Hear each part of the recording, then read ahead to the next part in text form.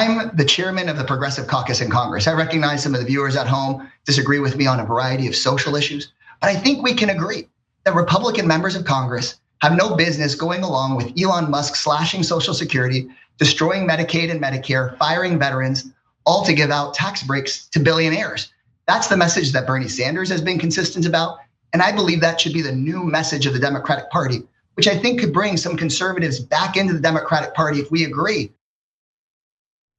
Democratic Texas Congressman Greg Casar is making the case for a big tent Democratic Party on Fox News that focuses on economic populism as opposed to purity tests and cultural issues.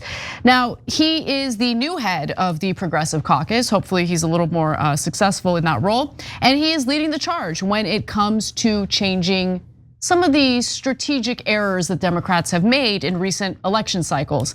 And in a new Politico interview, he lays out how he believes the party can get back on track with a broader base of American voters by dropping the purity tests and picking villains in the GOP, right? Yeah, I love it. So thank you, brother. So this is definitely the right direction. So yeah. Can I give you some more of what he said? Yes. Okay. I want to see it. Okay. And then we've got a poll for you, and I've got my opinions. But let's see. So according to Politico, Casar thinks his party lost its working class identity while becoming too cautious and too boring in its fight against Republicans. Oh my God, that resonates with me so much. He's meeting privately with other members to discuss ways to steer the party toward a more populist economic message. Yes. Being known as the party of working people, first and foremost, he said. And he's mounting an aggressive public relations campaign to push it. Yes. Firstly, he says, or he argues that Democrats haven't been willing to be confrontational enough and are falling into Republican traps. I don't know about the confrontational thing, but let me give you what he has to say and you can judge for yourselves. He says Republican officials have figured out how to elevate social issues that impact only a small number of people and make them the dominant issues in elections. But after knocking on thousands of doors in Texas, even the most conservative voters never opened the door and said, "Thank God you're here. I want to talk to you about the appropriate level of testosterone for somebody to compete in the NCAA sports." Yeah. Okay, but I'm gonna say something that I think is pretty obvious, but I don't think Democrats have really come to terms with it yet. Right now, there's like a litmus test happening, litmus test in regard to the whole transgender people in sports thing, right? So Democrats think they can do this thing where it's like, they know where the country is on that issue. They know 80% of Americans don't think trans women should be included in women's sports. But they don't want to say it because they don't want to deal with the backlash they might get from activists. So they do this thing where it's like, it's really not up to me to decide. It's not up to me to decide. They just try to like pivot away. You got to answer the question. Do you think so? I'm not sure that that's true. Okay. It doesn't work. So look, the Republicans created this, and we've talked about this many times. They create culture wars, and now Daily Wire is like a factory of culture war topics, right? And it's all meant to distract you so you don't pay attention to the $4.5 trillion tax cut that's coming, and all the deregulation, and all the white collar criminals who have been pardoned, and all the regulators who've been fired who are going to overlook Wall Street and crypto, right? So that's the actual agenda, but the tax cuts are always their agenda for the last 50 years, and they always create culture war issues. That's what abortion is. That was a wedge issue that was based on culture wars initially, and then of course it wound up taking away our rights, and it was super important. So in the case of this transgender issue, they tried to, military didn't really work in the Trump's first term, bathroom didn't really work, and they dug in until they found a hill that the left was willing to die on. Okay, so what Greg Casar is saying is, don't die on that hill. Whatever your opinion is on it, don't die on that hill. And Anna, I would say that it's possible, so hear me out on so for example, my position that they should be allowed to play in high school sports, right, is also not popular with the American people. But I don't die on that hill. I go, hey, listen, I'm gonna try to win people over to that position. But meanwhile, that's not what I'm focusing on. I'm focusing on paid family leave, lowering drug prices, higher wages, all the things that people care about. Casar is doing the same exact thing. Now, I hope that Casar doesn't get the treatment that I get, which is that our side won't let it go, right? Yeah, I was gonna weigh in on that because I think you're making a mistake by thinking that it's a culture war issue that's being forced upon us by the right. I think that's inaccurate. I think both sides are actually engaging in that culture war equally. So I'll give you examples. So for instance, but you agree that the Republicans started it. Well, yeah. I think so. Yeah. But yeah, so they started it and then they finally found the one area in which the majority of the country was gonna side with them. Yes, that's and then you exactly have like right, the activist wing of the Democratic Party that insists, no, it's our way or the highway, and they're very aggressive and they won't drop the topic either. So it's become, even though it impacts such a tiny group of people, it's become, a wedge issue of wedge issues, like, within the Democratic Party. No, that's why I'm worried about the brother, and I'm worried about new candidates that aren't in Congress and that aren't fancy, right? So they have certain, Casar, Bernie, et cetera, have certain status, right? And I'm happy about that. Please don't attack them because you disagree 5%, right? That's not the right lesson to get out of this.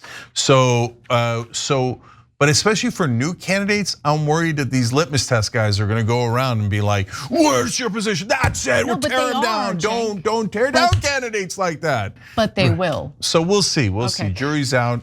They're gonna react, and we'll see how it goes. But we agree.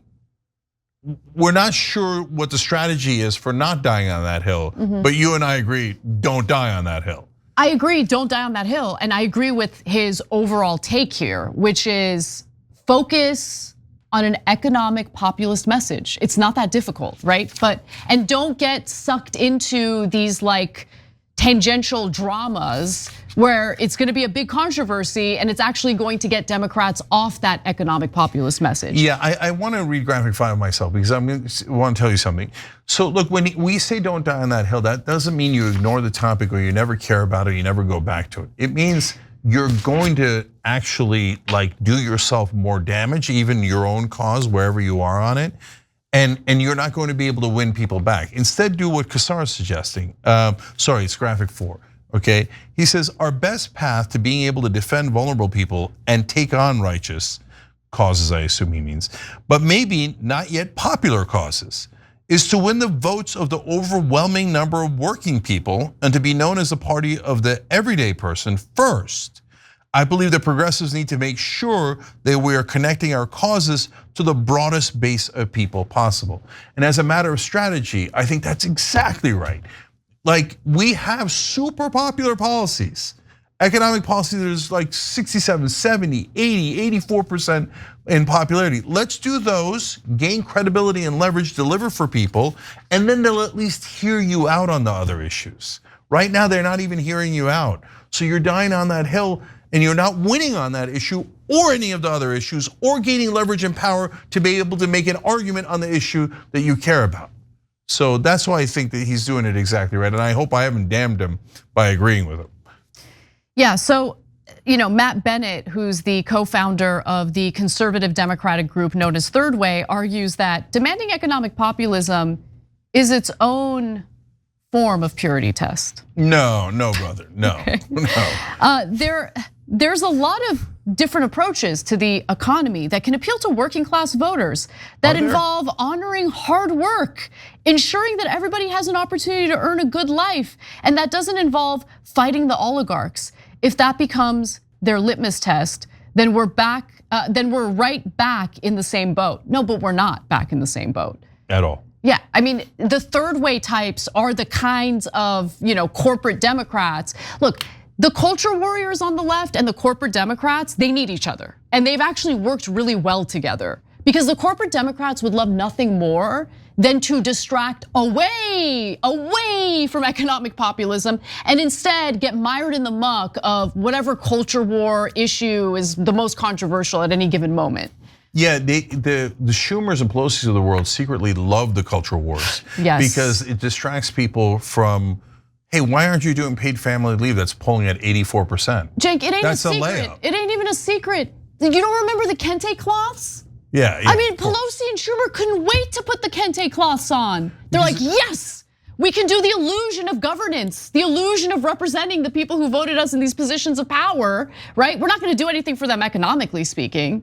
I mean, we're in the middle of a pandemic. We could have had a better solution in regard to healthcare in the middle of this pandemic, but we're not gonna do that. We're gonna do the kente cloths. Yeah, so now back to Matt Bennett and Third Way. They're the corporatist group within the Democratic Party. They're always trying to tell the Democrats, remember, do whatever the corporate donors promise you. You're gonna be shocked to find out that they're funded by those same corporate donors. Right. Okay, so now, so why is Matt wrong?